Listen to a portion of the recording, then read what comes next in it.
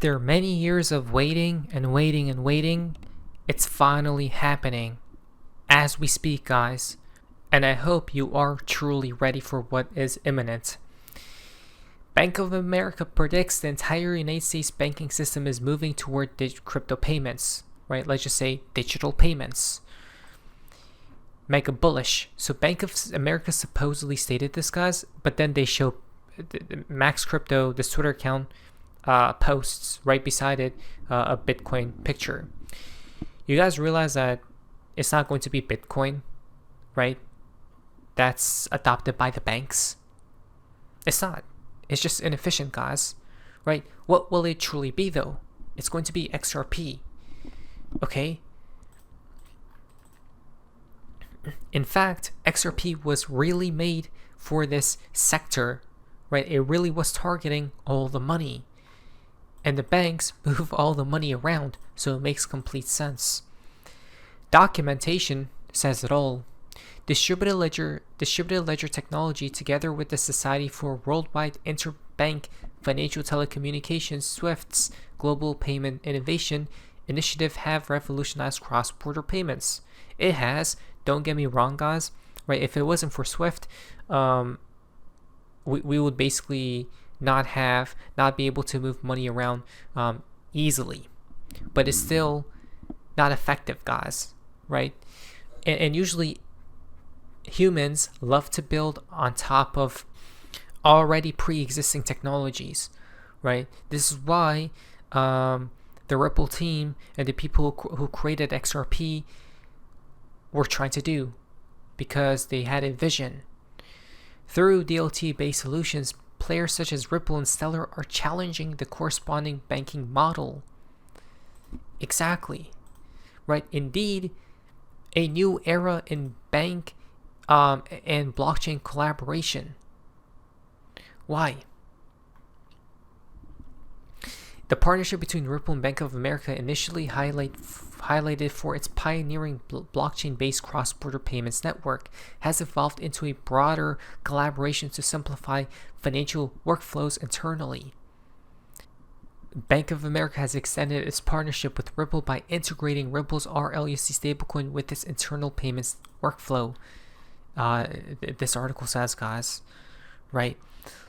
I think it was even Eric Trump that stated that if you don't get on board with cryptocurrencies, you're basically going to get left behind. You're basically going to die, right? Literally, the head of the European Central Bank said the exact statement that you must innovate, right, or adopt new technologies, guys. No matter if you're a company or an institution or a bank, right? No one is safe. Why? Because XRP wants it all. Ripple and Stellar both focus on improving cross-border payments. Ripple stands among the leading payment companies that possesses blockchain patents for cross-border transaction methods. Move away from SWIFT networks. So all in all, guys, this is where the world is truly heading to. You guys remember a few years ago when we talked about how CBDCs will actually be a thing connected to banks, okay, and you and I as well, right? We wouldn't be able to detach from it unless we're off the grid.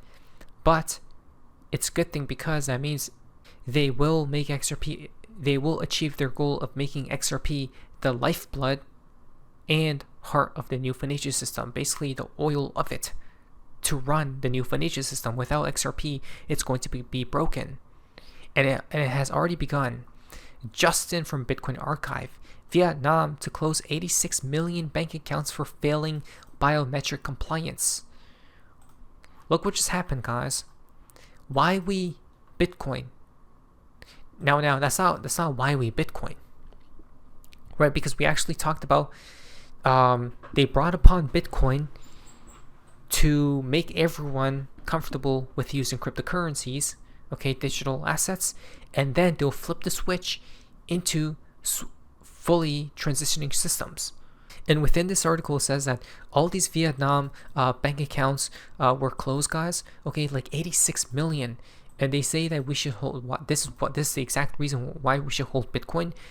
Not really. If they wanted to really ban Bitcoin, they would in a split second. All you have to do is ban the gateways of buying Bitcoin, right? The off ramps and on ramps, guys. Okay, but instead, if you work with the system, you invest into XRP, and you just swim with the river flowing downwards, downstream. Bitcoin advocates are jumping up and down again after reports that Vietnam has closed 86 million bank accounts. I don't know why Bitcoin maxers are jumping up and down like they're excited and hyped, right? That's not what he should be doing. 86 million bank accounts were closed that failed to comply with a facial biometric authentication mandate. And several Vietnamese media outlets including Vietnam Plus reported in July that over 86 million bank accounts started being closed on September 1st, while the remaining 113 bank accounts were verified under new biometric laws that aim to prevent fraud and money laundering. Guys, they literally took our words from my book. Remember years ago when we stated that when they bring upon this new financial system, you're going to have more safety, right? But in exchange, what will you give in return? You guys remember? Right? Well, possibly what most people wouldn't think about is something that you and I already have, which could possibly be freedom. Okay? Because now they're using the excuse, hey, if you want to be safe under our laws and rules and regulations, you should comply with our new biometric laws, okay? Or we're going to close your account if you don't, but it's going to be good for you because, you know, it's going to prevent fraud, right? For transactions of money, and as well as money laundering. So they're using this excuse, guys, which we talked about before. So, but guess what? That's not it. That's not all, folks. Wow. Canada has entered the scene. Okay? Now Canada says this. Today, we're taking another step to fulfill that promise. Starting in late 2026, Alberta will be the first province to implement the addition of Canadian citizenship markers to our driver's licenses and identification cards. This simple addition will have a profound impact on how Albertans interact with their government and their communities. What did she just say? Let's replay that one more time for the people in the back. Alberta will be the first province to implement the addition of Canadian citizenship markers to our driver's licenses and identification cards. So what does that really mean, right? Everything is becoming more digital if you guys haven't noticed, right?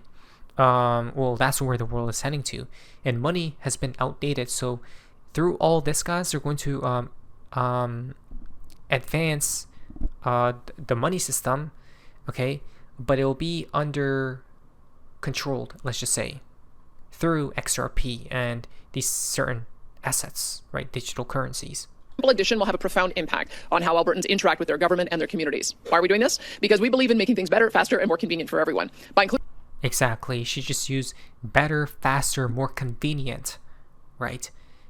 Where humans are right now becoming more and more lazy, guys, you're going to definitely accept all the new laws and regulations of the road, no matter what they may be, right? Because what they'll say is that it's going to be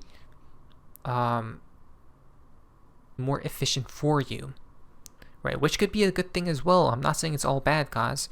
All I'm saying is you may as well take advantage of this opportunity, which is buying XRP. Putting citizenship information on these cards, we're streamlining access to vital services, whether it's applying for student aid, accessing health benefits, or supporting those with disabilities. No longer will Albertans need to carry multiple documents or face unnecessary hurdles. This change means that when Albertans need to prove both their identity and their citizenship, they'll be able to do so with a single document. It's about reducing red tape, cutting down on paperwork, and making sure that government works for you, not the other way around. Programs like Assured Income for the Severely Handicapped, Alberta Student Aid, and the Persons with Developmental Disabilities program all require proof of citizenship. With this new marker, accessing these supports will be simpler and more secure.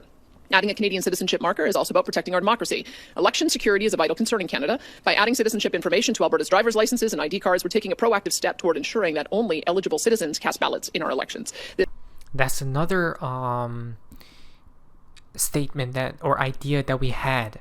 Remember Val Jester when he said election fraud will be an excuse to bring upon more centralization into the system, right? And it'll be on voting will take place on top of blockchain technology, which cannot be hacked, right? Or less likely for it to be fraud, right? Everything's going digital no matter who says what. This helps safeguard the integrity of our electoral process and strengthens trust in our democracy. I also want to be clear that non-citizens, such as permanent residents, that still qualify for Alberta's driver's licenses will not have any marker displayed. Lastly, as we announced several weeks ago, we will also be integrating Alberta healthcare numbers onto driver's licenses. So this is basically a one card ID, guys, right? And it has all your information on a simple one ID. And, it's definitely digital. So we already know the game plan. We knew about this a long time ago. In reality, this is where the world is heading to. And the only way you could really get out of the system is by playing within the system first and becoming wealthy from it, right? It's basically yours and I's only chance here. This isn't financial advice. You guys ready for the new world? Because I truly am. And there it is. What is that? So face me. See ya.